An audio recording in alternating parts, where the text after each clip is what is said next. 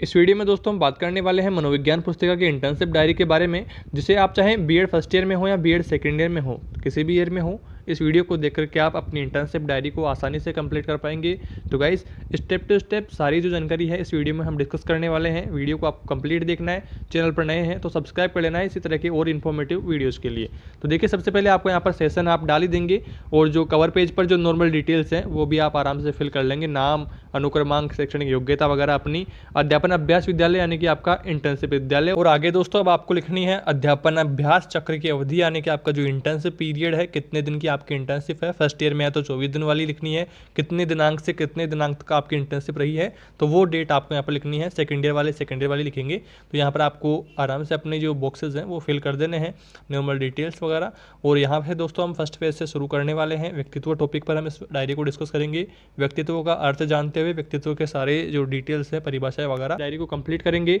व्यक्तित्व का अर्थ क्या होता है, तो व्यक्तित्व शब्द की उत्पत्ति लैटिन भाषा के पर्सोना शब्द से मानी गई है। यूनानी लोग किसी भी कार्यक्रम को अभिनय करते समय पात्र का मुखौटा या नकाब लगाकर वैसे ही अभिव्यक्ति करते थे। दर्शक उसे उसी पात्र के उसी रूप के में पहचानते थे। प्राचीन समय में बाहरी रेखा के आधार पर व्यक्तित्व को परिभाषित किया जाता था, लेकिन आज परिभाषा बदल चुकी है। वर्तमान समय में बाहरी व गुणों के आधार पर व्यक्तित्व को परिभाषित किया जाता है। नोट डाल के आपको यहाँ पर नीचे लिखना है कि बाहरी रूपरेखा के आधार पर व्यक्तित्व को बताना यूनानी देन है, जबकि आंतरिक एवं बाहरी गुणों के आधार पर व्यक्तित्व को पहचानना भारतीय देन है। इतना सब लिख देने के बाद आपको नीचे परिभाषा वाला टॉपिक लिखना है। नॉर्मल जो जिन जिन वैज्ञानिकों ने परिभाषाएं दी हैं उनको हम डिस्कस करेंगे। तो नेक्स्ट पेज पे आपको यहाँ पर परिभाषाएं डाल करके थोड़ा सा ठीक इसको कर देना है। और यहाँ पर ओलपोर्ट ने इस बारे में कहा है कि व्यक्तित्व उन मनोदैहिक व्यवस्थाओं का संगठन है जो वातावरण के साथ समायोजन स्थापित कर लेता है। नेक्स्ट में देखिए, यहाँ पर मनोदैहिक इज इक्वल टू मानसिक प्लस शारीरिक होता है यहाँ पर। और दूसरी जो परिभाषा दी है वैलेंटाइन ने कि व्यक्तित्व जन्मजात एवं अर्जित प्रवृत्तियों का योग है। थर्ड जो परिभाषा दी है वो वुडवर्थ ने दी है, व्यक्तित्व व्यक्ति की संपूर्ण गुणात्मक है, अर्थात संपूर्ण गुणों का योग ही व्यक्तित्व है। आगे नेक्स्ट टॉपिक है दोस्तों यहाँ पर व्यक्तित्व का वर्गीकरण। तो इसमें फर्स्ट जो वर्गीकरण है वो पाश्चात्य दृष्टिकोण से है। इसमें फर्स्ट आपको लिखना है केचमर के बारे में। तो केचमर ने शारीरिक संरचना के आधार पर व्यक्तित्व वर्गीकरण किया है। इसमें फर्स्ट है स्थूलकाय और सुडोलकाय। तो यहाँ पर देखिए, स्थूलकाय में नाट्य व्यक्ति आएंगे और सुडोलकाय में आ जाएंगे एथलेटिक खिलाड़ी और अस्थेनिक, यहाँ पर दुर्बल शरीर वाले, है ना। और सी पे है आणकाय, तो दुर्बल शरीर, अस्थेनिक और मिश्रित आ जाएंगे चौथे नंबर पे, वो मिले जुले हो जाएंगे। तो इस तरह से आपको लिख देना है। और सेकंड में आपको सेल्डन की परिभाषा लिखनी है। तो सेल्डन ने शारीरिक संरचना के आधार पर व्यक्तित्व का वर्गीकरण किया गया है। 3 भागों में इसने बांटा है, गोलाकार, आयताकार और लंबाकार, है ना। तो गोलाकार में एंडोमार्फिक और आयताकार में मेसोमार्फिक और लंबाकार में एक्टोमार्फिक, यहाँ पर आपको लिख देना है। थर्ड पॉइंट पे आपको लिखना है स्प्रेंगर समाजशास्त्री के आधार पर व्यक्तित्व को 6 भागों में बांटा गया है। पहला है सैद्धांतिक प्रवृत्ति वाले दार्शनिक, सामाजिक प्रवृत्ति वाले समाज सुधारक और राजनीतिक प्रवृत्ति वाले राजनेता, सौंदर्यात्मक प्रवृत्ति वाले कवि, और आगे है आर्थिक प्रवृत्ति वाले व्यापारी वर्ग, धार्मिक प्रवृत्ति वाले पुजारी। और चौथा पॉइंट आपको इसमें लिखना है जुंग महोदय के बारे में। तो इनके द्वारा किया गया वर्गीकरण वर्तमान समय में सबसे प्रसिद्ध माना जाता है। जुंग महोदय ने मनोवैज्ञानिक आधार पर व्यक्तित्व का वर्गीकरण किया है। पहला वर्गीकरण किया है अंतर्मुखी व्यक्तित्व। तो अंतर्मुखी बालकों में निम्न गुण दिखाई देते हैं। तो संकोची प्रवृत्ति वाले होते हैं, शर्मीले स्वभाव वाले होते हैं, एकांत रहना चाहते हैं, अपनी समस्या को बड़ी मानते हैं। दूसरा है बहिर्मुखी व्यक्ति, सामाजिकता का विकास होता है, व्यवहार कुशल होते हैं। इस तरह से आपको लिख देना है। नेक्स्ट इस तरह से हम 5वें पेज पर आ गए हैं। सी में आपको लिखना है उभयमुखी व्यक्तित्व। देखिए, ये जो डायरिया है आपको जितना ज़्यादा हो सके उतना स्पेस देते हुए बनाना है और सुंदर सुंदर हैंड राइटिंग में लिखना है, जिससे आपकी जो कार्य जब आप आपने जो डायरी कंप्लीट करी है वो आपका काम अच्छा लगे, है ना। तो वो इसलिए आपको आराम से लिखना है, राइटिंग जितनी हो सके उतनी सुधार के लिखनी है। सी पॉइंट पे देखिए उभयमुखी व्यक्तित्व। तो उभयमुखी व्यक्तित्व प्रवृत्ति में अंतर्मुखी एवं बहिर्मुखी दोनों प्रवृत्ति के गुण पाए जाते हैं और सामाजिक दृष्टि से यही व्यक्तित्व उत्तम माना जाता है। दूसरा है भारतीय दृष्टिकोण।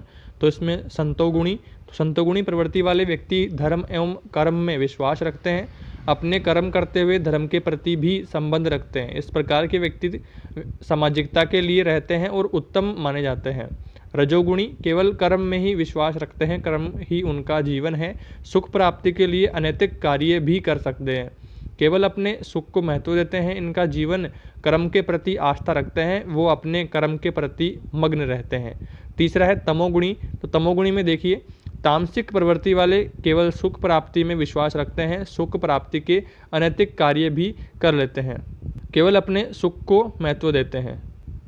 आगे है आधुनिक दृष्टिकोण। आधुनिक दृष्टिकोण में भी 3 पॉइंट्स हैं। भावुक में हृदय से सोचते हैं, कर्मशील वाले दिल व दिमाग दोनों से सोचते हैं, विचारशील वाले दिमाग से सोचते हैं। इनके बाद में हमारा नेक्स्ट टॉपिक आ जाता है व्यक्तित्व मापन की विधियाँ। तो इसमें देखिए प्रक्षेपी और अप्रक्षेपी विधियाँ हैं।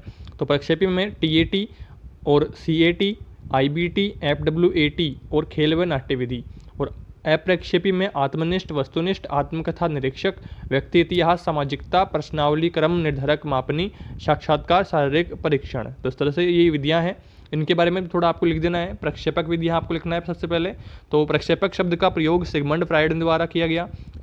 इसका अर्थ होता है अपनी बातों, विचारों, भावनाओं आदि को स्वयं न बताकर किसी अन्य उद्दीपक या पदार्थ के माध्यम से अभिव्यक्त करना और प्रक्षेपण विधियों के माध्यम से अचेतन मन की बातों को ज्ञात करना।